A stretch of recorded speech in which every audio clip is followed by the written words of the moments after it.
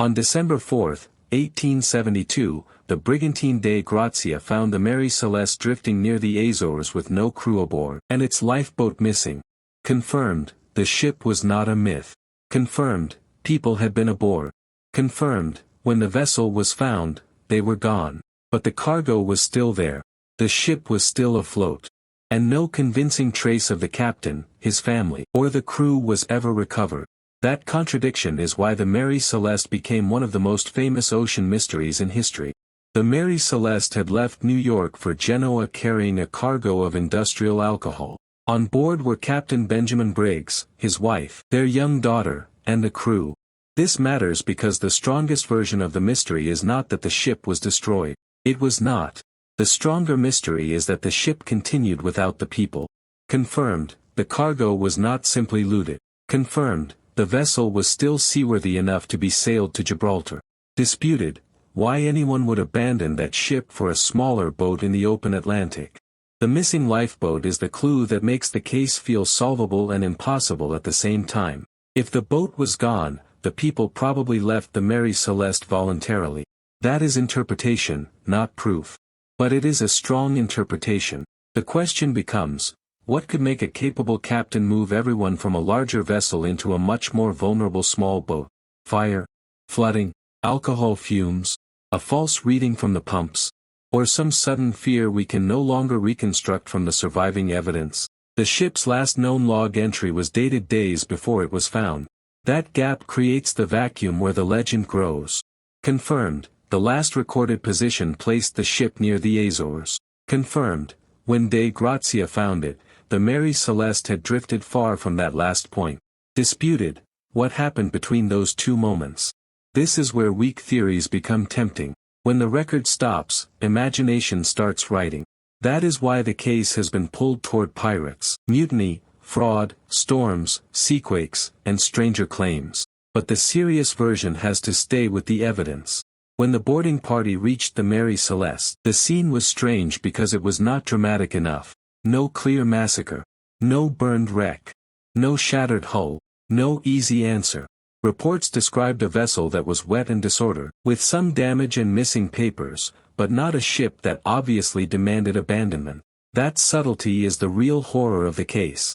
If the danger had been obvious, the mystery would be smaller.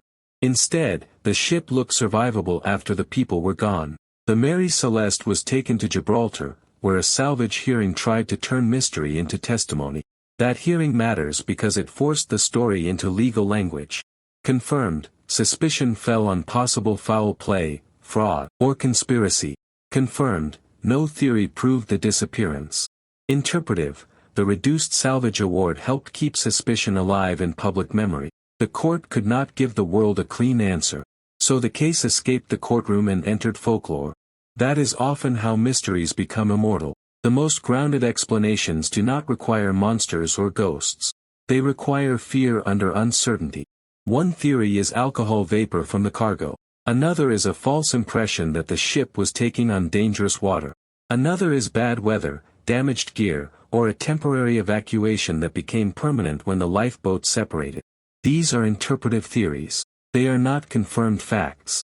But they fit the central pattern better than sensational stories do. The crew may have believed the ship was more dangerous than it actually was.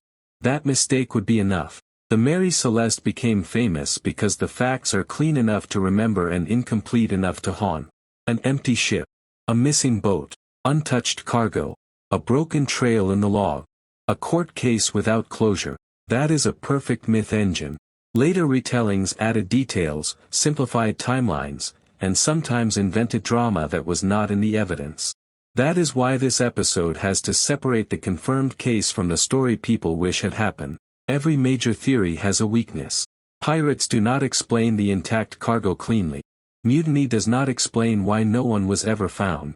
Fraud does not explain why the plan would be so strange and risky. Alcohol fumes could explain fear, but not every detail. Storm panic could explain evacuation, but not the final silence. That is why the case remains powerful. Not because there are no explanations, because every explanation leaves something on the table. So what was the Mary Celeste mystery, really? The safest answer is not paranormal. It is not a solved crime. It is probably a human decision made under pressure with incomplete information. That is more unsettling than a ghost story, because it means the crew may have made one rational choice based on a threat they believed was real, and that choice became fatal once the lifeboat separated from the ship. The Mary Celeste was not empty because the ocean wanted a legend. It was empty because people made a decision, and the evidence of why did not survive. If the Mary Celeste made you rethink ghost ship stories, stay with the Mystery Atlas TV. We follow the cases where the evidence is real, the theories are disputed, and the missing piece changes everything. If you were Captain Briggs, with water below, strange readings, and uncertainty at sea, would you stay on the Mary Celeste or launch the lifeboat? That choice is the mystery, and it is why this ship still refuses to feel empty. That means the discovery point is not necessarily the decision point. The Gibraltar hearing could inspect the ship, question the salvors, and test suspicious theories. But it could not interview the missing people. That limitation is everything. Courts are good at weighing evidence.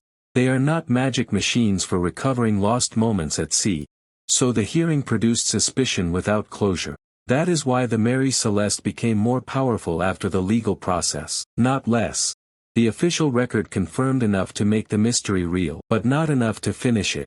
The most valuable way to read the case is as a decision matrix. What did Captain Briggs think he knew? Was the ship flooding? Were the pumps misleading him? Did the cargo feel dangerous? Was the weather turning? Was the lifeboat meant to stay tied to the vessel only temporarily? Each question is interpretive, but together they show why the mystery is not empty. It is full of missing judgment calls. So what was the Mary Celeste mystery, really? The safest answer is not paranormal. It is not a solved crime. It is probably a human decision made under pressure with incomplete information. That is more unsettling than a ghost story, because it means the crew may have made one rational choice based on a threat they believed was real, and that choice became fatal once the lifeboat separated from the ship. The Mary Celeste was not empty because the ocean wanted a legend. It was empty because people made a decision, and the evidence of why did not survive. That is why the story still works. The ship gives us facts. The missing lifeboat gives us direction, but the final reason remains just out of reach. If the Mary Celeste made you rethink ghost ship stories, stay with the Mystery Atlas TV. We follow the cases where the evidence is real, the theories are disputed, and the missing piece changes everything. If you were Captain Briggs, with water below, strange readings, and uncertainty at sea, would you stay on the Mary Celeste or launch the lifeboat? That choice is the mystery. And it is why this ship still refuses to feel empty. Tell me your answer before the next case: stay with the ship, or trust the lifeboat.